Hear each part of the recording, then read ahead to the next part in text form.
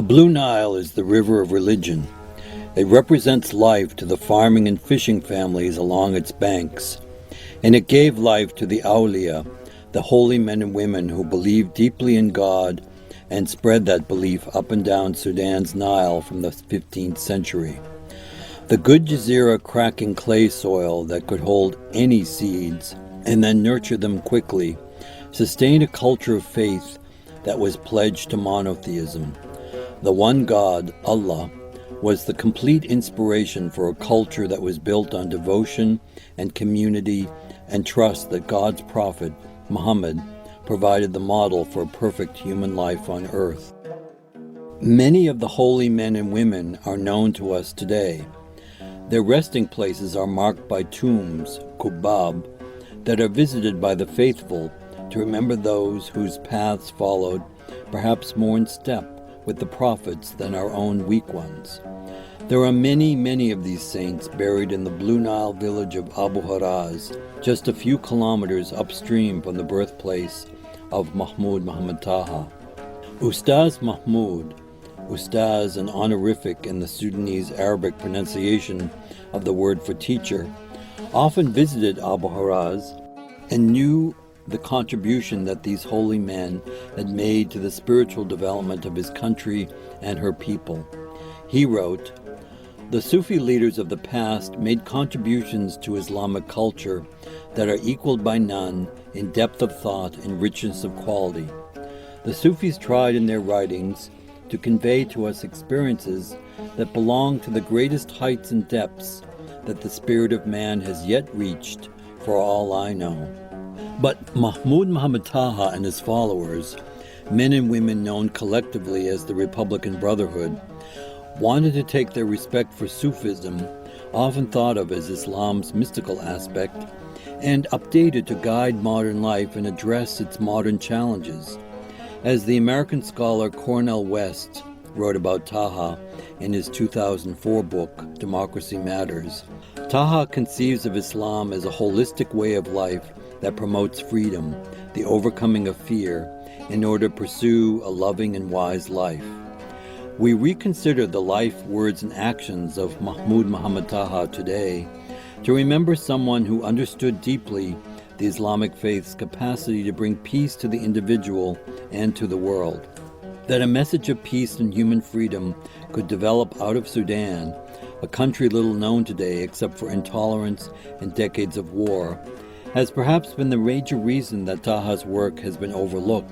Taha and his followers tried to communicate this work from far outside circles of wealth and power, and forces have been at work in Sudan as well, bearing Ustadh Mahmoud's teachings, harassing his followers, and leaving little room for open dialogue on questions of Islam's role in the modern world.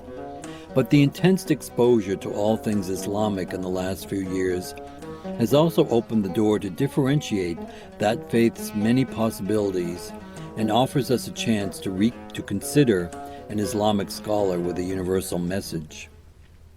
Mahmoud Muhammad Taha began his life dedicated to freedom as a colonial subject of the Anglo-Egyptian condominium of Sudan. He was born 100 years ago in the town of Rufa, a community completely steeped in Islam as was typical for the region. Sudan had been a British colony since the Battle of Omdurman in 1898. While Taha did not have the traditional religious education associated with many Islamic leaders of the time, his upbringing was intensely spiritual in the Sufi manner, combining work with religion. He went on to formal schooling and attained the highest level of education available to Sudan's colonial subjects at the time, graduating as an engineer from Gordon Memorial College in Khartoum. Ustadh Mahmoud began his professional life in the 1930s, and from there joined with other college graduates and intellectuals in Sudan's quickly developing independence movement from the latter part of that decade. It was clear from the start of his involvement that decolonization or political independence for Taha were only first steps towards true human freedom. Colonialism was the denial of people's freedom, and his political party, the Republican Party, tried to lead the way toward establishing an independent Republic of Sudan. but its manifesto was Islam. As he said about his party in a later interview, the party's ideology was built on Islam. We opposed the tendencies of some of the other political parties towards an Islamic state because we were sure that they did not know what they were talking about. An Islamic state built on ignorance of the pure facts of Islam can be more detrimental to progress than a secular state of average ability. Religious fanaticism is inalienable from religious ignorance. The Republican Party was the most explicit party in outlining a program for the formation of an Islamic state, only we did not call it Islamic. We were aiming at universality, because universality is the order of the day. Only the universal contents of Islam were tapped. In 1946, in the midst of the independence movement, Ustadh Mahmoud and some of his fellow party members moved from theory to practice by demonstrating against the colonial government with handbills and booklets. He was arrested, spent 2 months in jail as Sudan's first political prisoner, and then was quickly back at these provocations with an incident that came to define the contours of Ustadh Mahmoud's complex philosophy of human spiritual development. His actions spoke to both gender issues in Islam and African social development in a manner not heard before in Sudan's march to independence, applying his original thinking in Sudan's streets. The British colonial authorities had outlawed the ancient and pre-Islamic practice in Sudan of female circumcision. A woman had been arrested by the authorities for circumcising a young girl. Taha led a demonstration at the jail where she was held, demanding her release, not because he supported the harmful practice, but because he felt strongly that the British could not legislate Sudanese cultural values. The only way to eliminate the practice of female circumcision, Taha felt, was to raise the social and educational status of Sudan's women, who could then speak up for themselves on such difficult issues. For these anti-government activities, Taha was sentenced to 2 years in a colonial jail. When he left prison, rather than return to the pre-independence political campaign, he retreated to his hometown of Rufaa, where he immersed himself in the deep spiritual quest which was common to Sufi practice. He ate sparely, spoke with few, and grew his beard and hair long.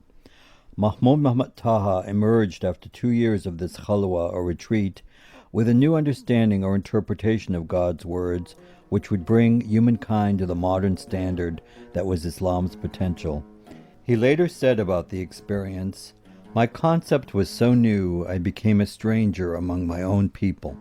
Taha's convictions rested on the well-known history of the Quran's revelation, that the Prophet Muhammad had received some of the verses of the Quran while starting his community of Muslims in early Mecca, and some when he journeyed with them to Medina. The latter verses generally spoke to a community in turmoil, searching for direction as the Islamic community came under attack. The former verses, those revealed in Mecca, generally had a tone of peace and intended to guide the Prophet's personal practice and that of all of mankind into the future.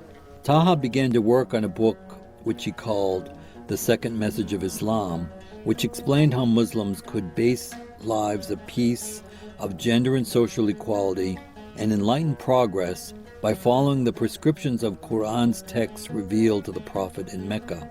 This focus on the Meccan text of the Quran was viewed by some conservative Muslims as heretical, in that while it was understood that the Medinan texts were directing life in 7th century Arabia, to leave out part of the Quran, complained the conservatives, was completely unacceptable.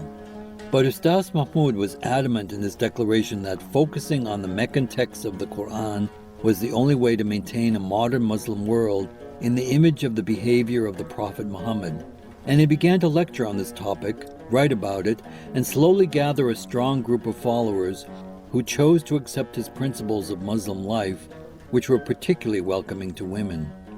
It was perhaps the emphasis on a strong role for modern women in the Muslim community and in providing them with education, which brought Taha and his organization, now known as the Republican Brotherhood after his political party, the most controversy. Through the 1960s and 70s, they were physically and politically harassed in the streets as they attempted to sell books about Ustadh Mahmoud's thinking, or denounced from the nation's mosques. In the 1980s, the regime of then Sudan President Jafar Numeri imposed the harsh so-called Sharia laws throughout Sudan, which were ostensibly based on parts of Quranic teachings. Ustadh Mahmoud and his followers began to write and speak out in public against the imposition of these laws in the country, which was not but 60 to 70% Muslim. 70 of the brothers and sisters, including Ustadh Mahmoud himself, were arrested for these acts against the government, and after a brief trial in early 1985, Mahmoud Muhammad Taha was declared an apostate, in Islam one who has abandoned his religion, and executed for this capital offense on 18th of January 1985 at the age of 76, an act in itself against the principles of Islamic law. The 17-year regime of Jafar Numeri was overthrown quickly by popular revolt shortly after the execution, and Ustadh Mahmoud's daughter, Asma, took the case of her father's declaration of apostasy to the Sudan Supreme Court. The verdict was overturned posthumously, and his property and good name were returned to the family.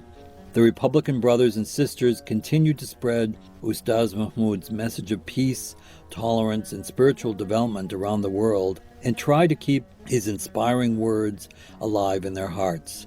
He is remembered today as an important early nationalist leader in Sudan who brought Africa's spirituality into the discourse on human freedom.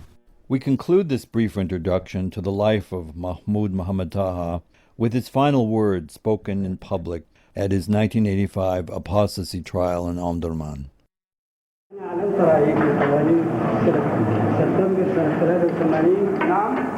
أعلنت رأيي مرارا في قوانين سبتمبر. أنا أعلنت رأيي مرارا في قوانين سبتمبر 83 من أنها مخالفة للشريعة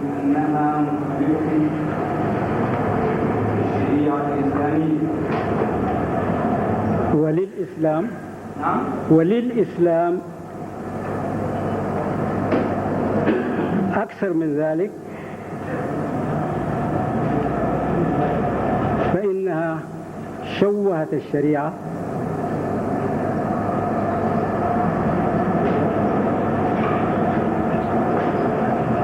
وشوهت الإسلام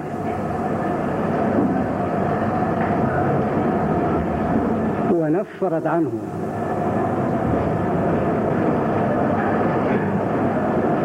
يضاف إلى ذلك أنها وضعت واستغلت لإرهاب الشعب وسوقه إلى الاستكانة عن طريق إذلاله. ثم إنها هددت وحدة البلاد.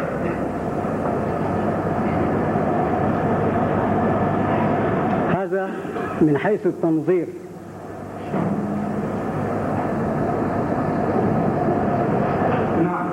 وأما من حيث التطبيق فإن القضاة الذين يتولون المحاكمة تحتها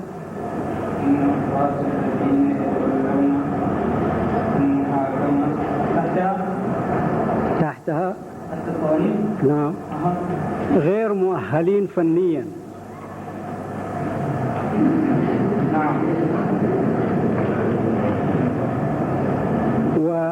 وضعفوا أخلاقيا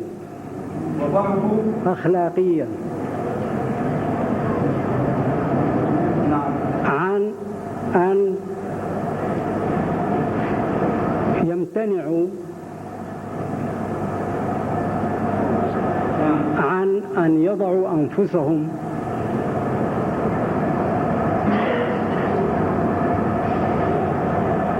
تحت سيطرة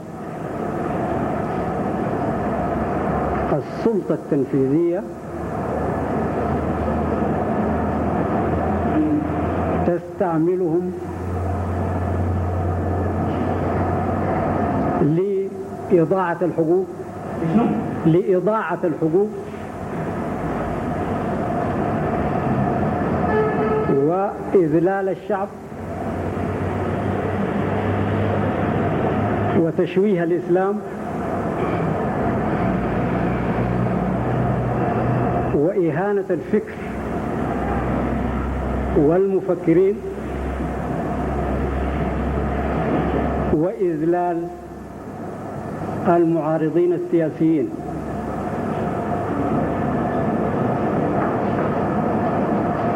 ومن أجل ذلك فإني غير مستعد للتعاون مع أي محكمة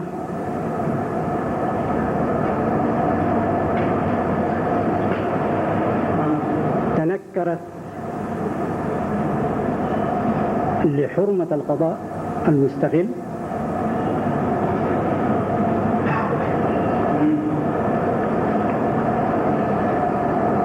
ورضيت أن تكون أداة من أدوات التعذيب للشعب، أداة من أدوات إذلال الشعب وإهانة الفكر الحر والتنكيل بالمعارضين السياسيين والتنكيل بالمعارضين السياسيين.